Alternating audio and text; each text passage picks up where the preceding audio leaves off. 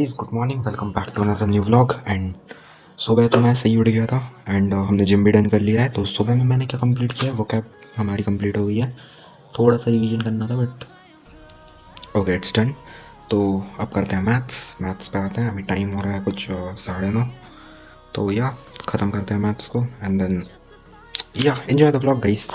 बाकी अपना कमेंट्स में बताना कि तुम लोगों का कैसे चल रहा है प्रिपरेशन। अभी काफ़ी सारे वैकेंसीज़ आ रहे हैं दिल्ली पुलिस के, मतलब 2-3 आ चुकी हैं एंड और भी थी कुछ। तो देखते हैं उनका भी, क्योंकि मेरा पहले पढ़ाई तो कर लूँ मैं, पेपर तो खैर दूंगा। बाकी या stay tuned, enjoy the vlog. Start करते हैं मैथमेटिक्स रेशियो एंड प्रोपोर्शन का सेकंड लेक्चर। प्लान में चेंज है थोड़ा, हम पहले इंग्लिश करेंगे। वर्ब का लेक्चर 13, लेट्स गो।